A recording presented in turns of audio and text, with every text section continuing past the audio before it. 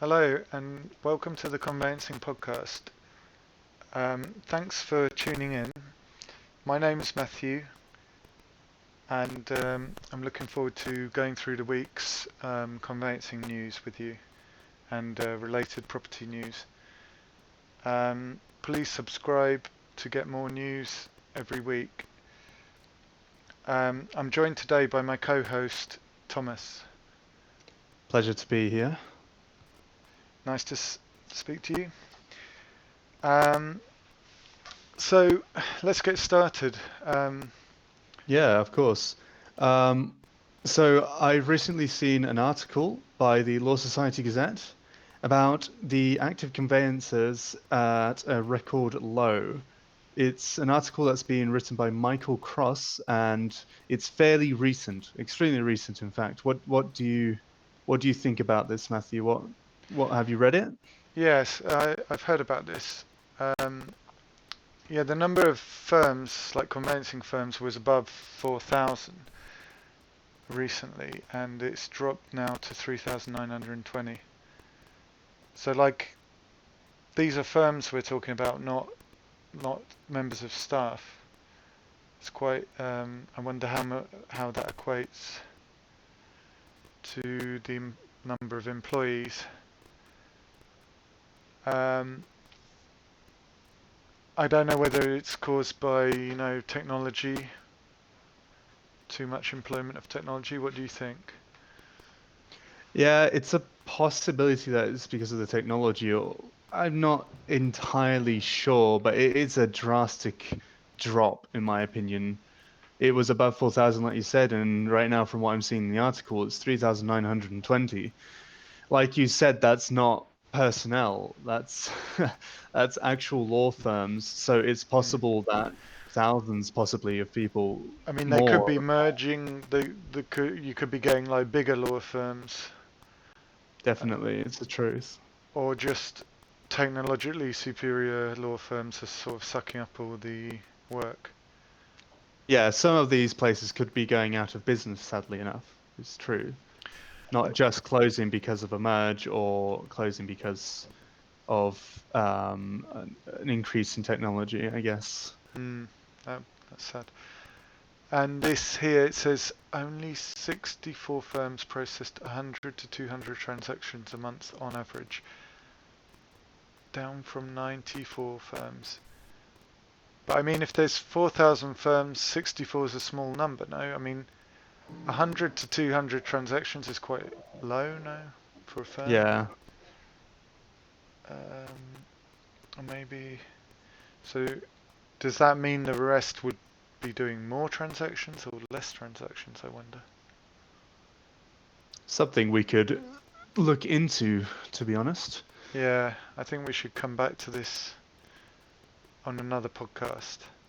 So make sure you subscribe and you tune into them. That way you can also get notified of all of these things. Mm. So another thing I've seen as well is from the Solicitors Regulation Authority, or the SRA, and it's about Stonewall names the SRA one of Britain's top 100 LGBT inclusive employers. Oh, that's That's good that's news. great. That's Yeah. great. So it's 93rd out of 100. That's better than being at 99th, I guess. And this is also fairly recent. Well, nearly a month ago at this point. And it's great to see inclusivity, I'm guessing. Not that it should be a big prize, in my opinion. Mm. You should always be inclusive. You should always allow people into your company, whether they have different ideals or they are different in this sense, Mm. maybe transgender, bisexual. It shouldn't really matter. So on one side, it's very good news, in my opinion. On the other side, it's more of it shouldn't really be a prize or it shouldn't really be a ranking. Yeah, shouldn't be necessary, but it's good to see. I mean, I just noticed here in the article installing our first set of gender neutral toilets. I wonder if like a lot of firms will follow suit and do that on their premises. Yeah. It's a little And they're strange. expanding their presence at the gay pride festivals. Oh, that's pretty good. Yeah, that's definitely more inclusivity, I'd say. Well, it's obvious, but I think that's, baby steps forward. Not baby steps, that's a pretty big step. That's Mm. pretty good.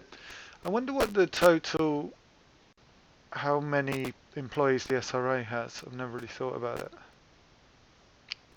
I don't think this article states anything about that, but Mm. I do think I saw above something about an anonymous amount of a high anonymous amount of staff giving in their vote and basically Okay.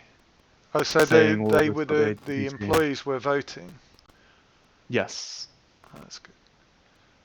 And here it says more than one third of LGBT staff have hidden that they were LGBT at work, and 1 in 5 have been the target of negative comments from colleagues. So, That's from 2018 at least, not 20. 2019 or 2020. So you think they're more open? They're less like worried about Well, revealing. I definitely hope so at least. Mm. I do. I mean, it's a bit of a shame that people, regardless of if they're lesbian, transgender, whatever, because lesbian, in my opinion, isn't as bad as being transgender. I mean, I understand transgender is going to get a lot more hate. That's what I meant to say. And it's a shame that they have to hide that. Like we're seeing here, 35% in 2018 Mm. hidden. They were hidden, and then 18% acknowledged that they weren't hidden and that they were receiving negative comments, which is a little annoying. Yeah, definitely want to see more equality in the workplace. I think that's at least they're showing an example for everyone to Yeah, follow now. exactly.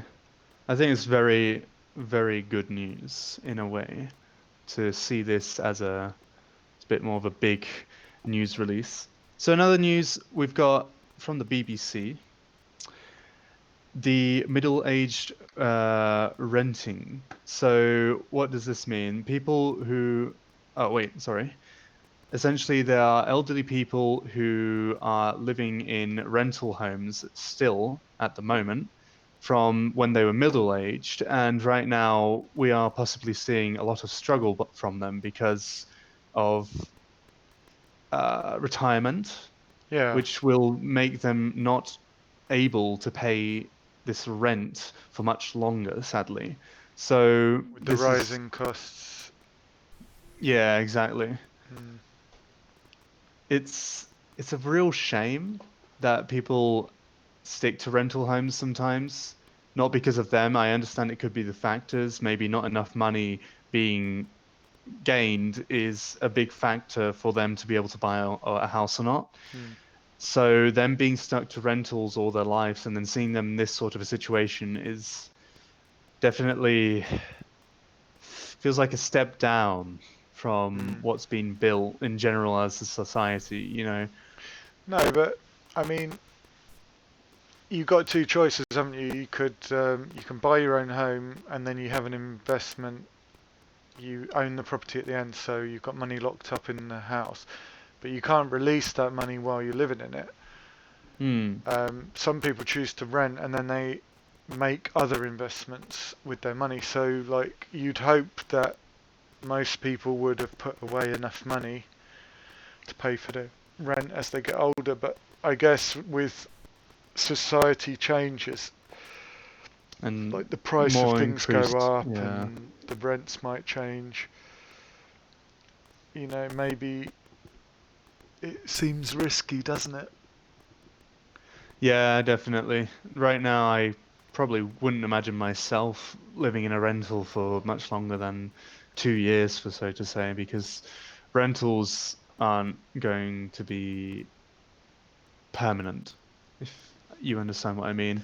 For these people, it seems like it sort of was a permanent thing because we're like this couple here in the photo, it looks like they're 60, over 60 years old. They have apparently been living since they were middle-aged. So imagine them in the situation. They've had their permanent home Hmm. in a way, but it isn't their Yeah, the home. rent might be controlled. They might have like done a deal where they can just keep paying the same rent.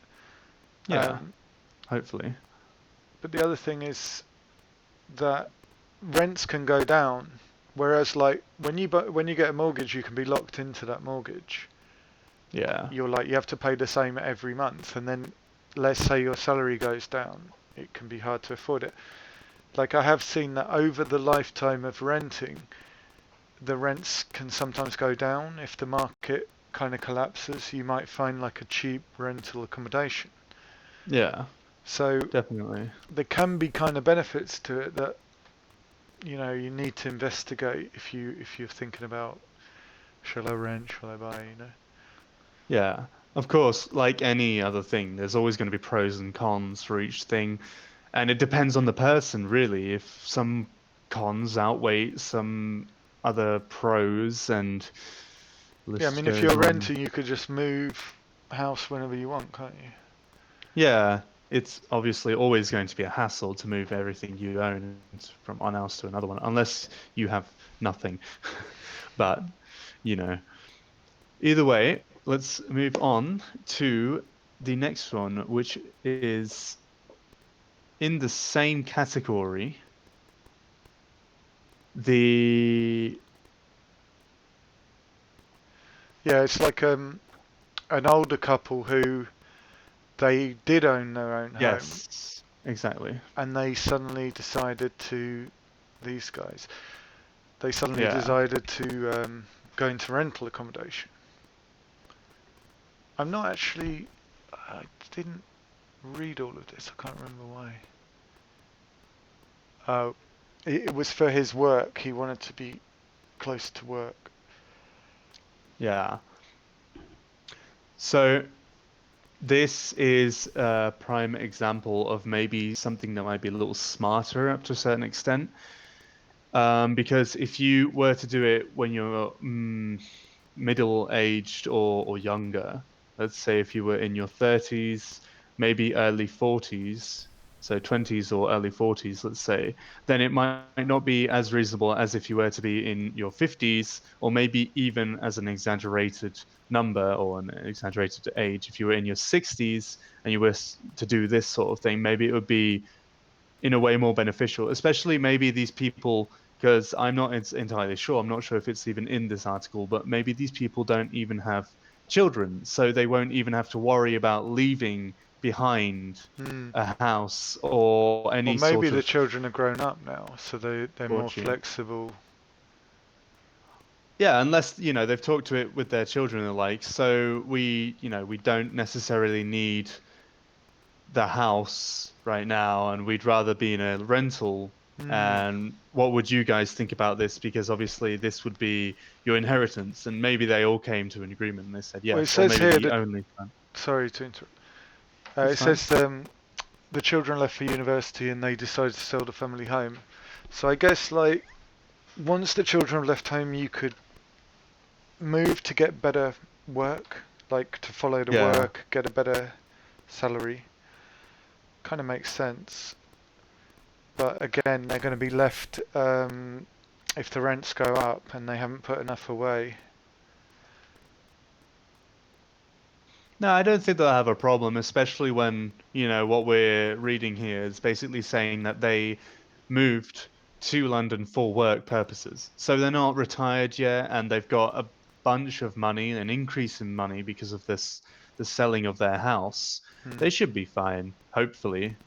And working, maybe moving closer had to do, to a certain extent, maybe with a promotion or something like that. So maybe he's gaining more money than before. We don't know this, but It says here that they're paying in their block.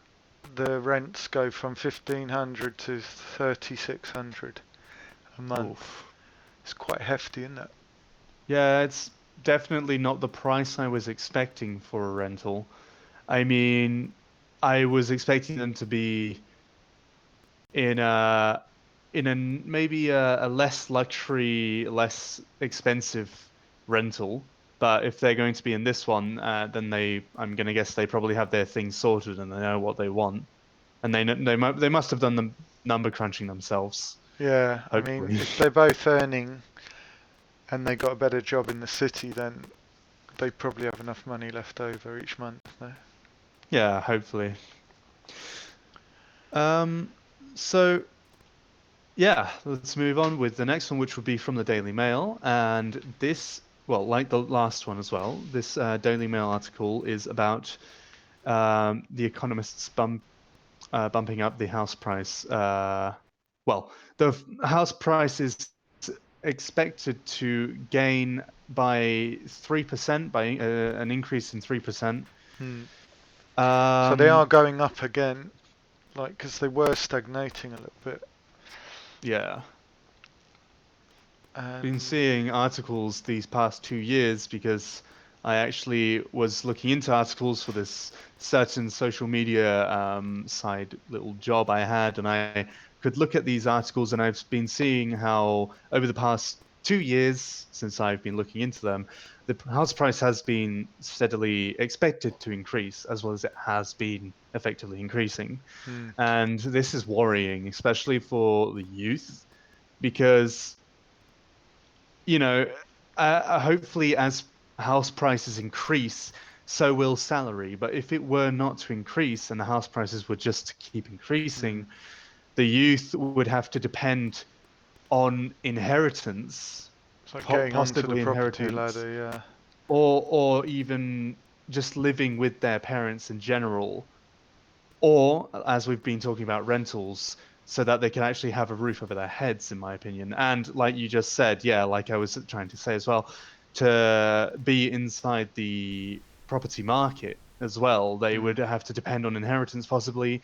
It's not Well, ideal. It's not not a very inheritance, good. more like a deposit. No, like their parents could provide a deposit. But this is interesting Yeah, because all these articles I see about the house prices continuing to grow, they all say that London is stuck. The London market's not increasing, but it's more increasing in the north and the middle of England. yeah. So it's kind of topped out in London. Um, but I don't know. It's always been higher in London anyway. Yeah, that's what I was going to say. London, since the, price and the quality of life in London is higher, I'm going to guess, then the prices have no need to rise or probably won't rise because they are already so high. There's not really much the market can do to vary them, if that makes any sense. Hmm. Um, it's a tough situation, really. So, yeah, this next one is also from the Daily Mail. I point that out, why not? And as the title says here, has George Osborne's tax bombshell killed off the buy-to-let dream? Essentially, thousands of landlords are set to sell their properties in the coming months because of, sadly, what is happening. Yeah.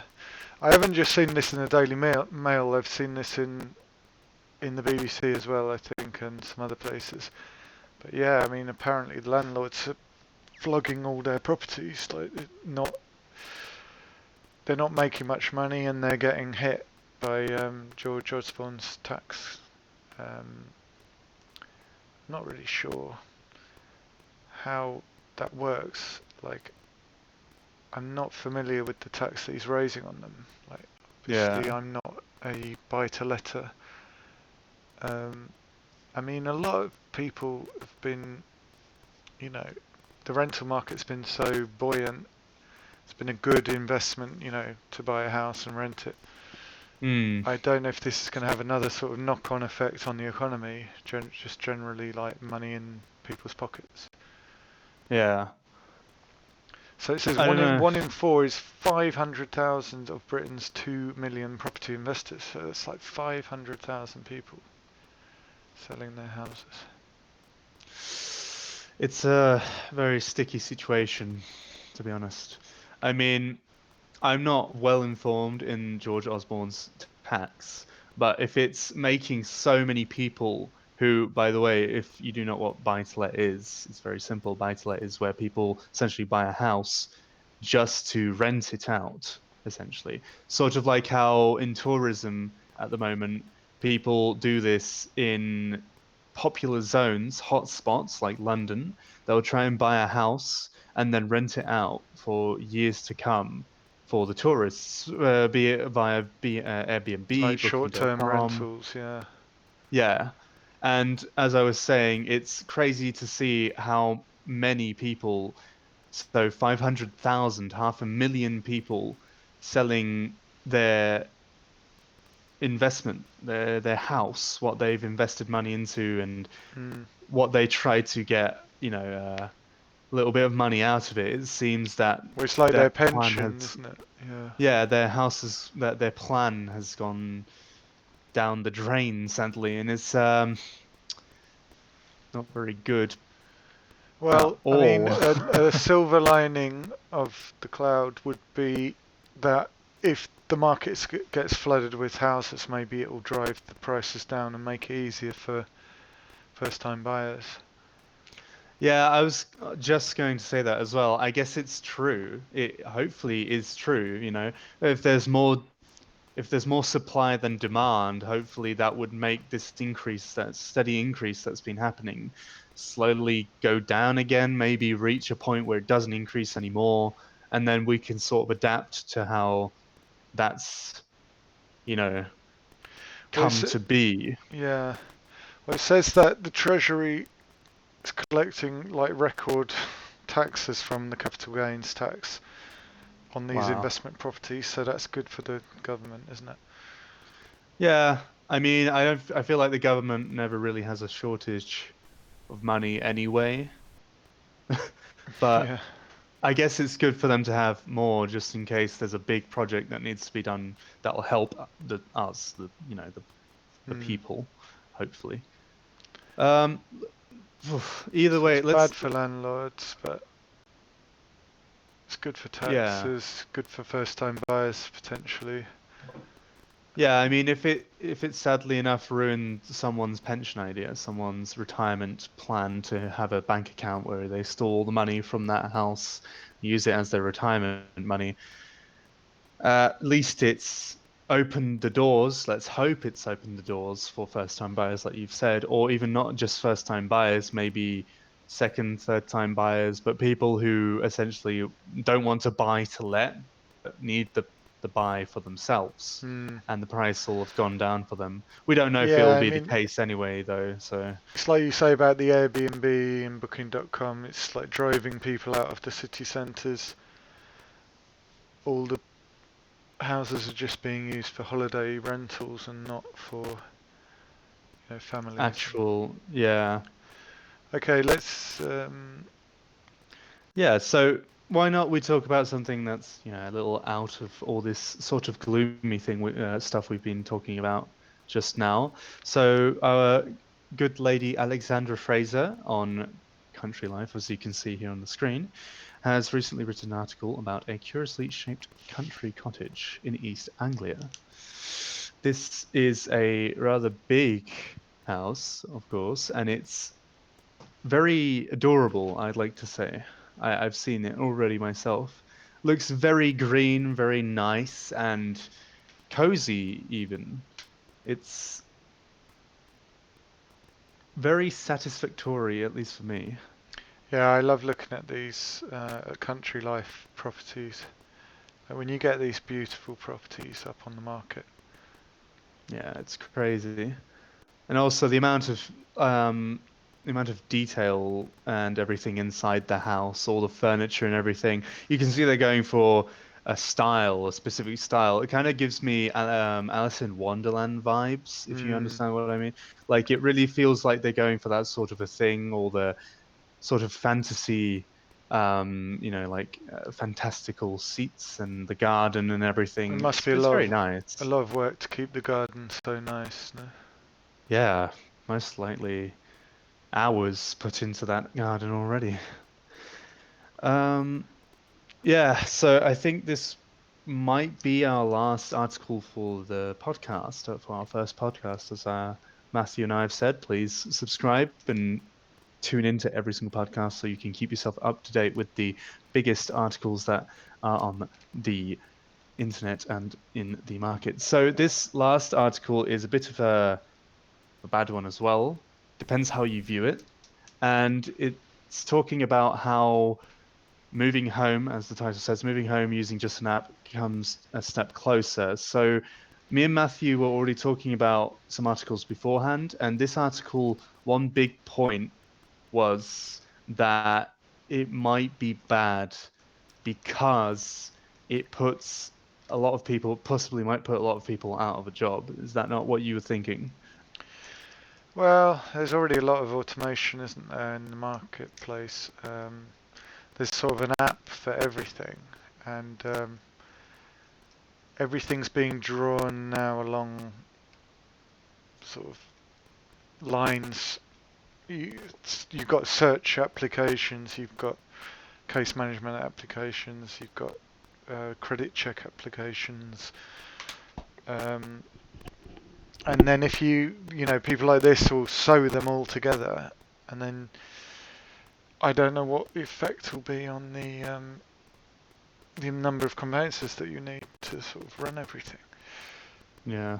I don't want to be doom and gloom because they've tried this many times before. There's been lots of attempts to sort of sew all the information technology together.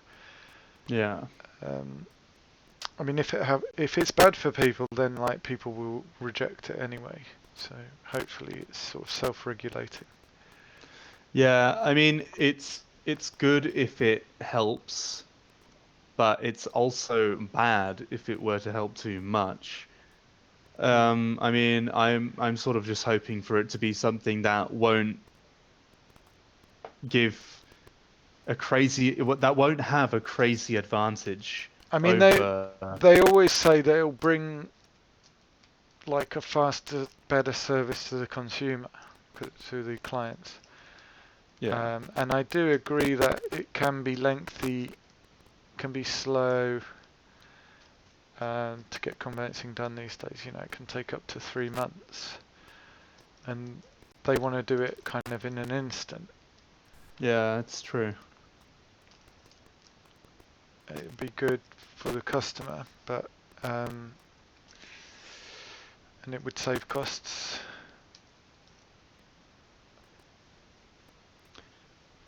Yeah. I tend to not take these things with a pinch of salt because we need to make sure that it's done in the right way. Yeah, definitely. I mean, if we still talk about in the sense of job openings, it does open job spaces, I guess, for maintaining the whole internet and obviously the IT side of things, but it will probably put more people out of a job, possibly, than it will create openings. But either way, if it increases the amount of competition, if I could say it like that, if it makes it so that the standards should be higher, because this app is in a week giving you your house, is in less than a week even doing everything that you need, selling your house or giving it to you, then it will make a new standard for all the solicitors, all the conveyancing firms. Yeah, everyone will have to work harder Yeah, to provide it. exactly. It's good for the consumer, but if it gives them too far an advantage, I mean, sometimes they try to make all the solicitors use the same software, and that never seems to work. But here I'm seeing that they're saying it's going to use blockchain, and I've often heard blockchain described as a solution in search of a problem. Like people think that you could just use blockchain for everything, and Right. many times it doesn't really work out that way. But anyway, that concludes today's podcast. I think it went quite well. That was our first podcast. Thank you for tuning in. My pleasure. we've tried to cover what we see as the main stories this week. Hopefully that it's enjoyable to listen to it instead of having to flick through all the pages and yourself and listen to our analysis. So thanks to my co-host Thomas, and thanks to all of you out there for tuning in. Thank you again, and as we've said previously, don't forget to subscribe, don't forget to leave a like, and especially don't forget to leave a comment so that we know what you think about our opinions, what you think about these articles, and whether you think we're right or wrong. Yeah, we'd love to hear your comments, so drop them in the comments section below. Thanks again. See you next time. Bye.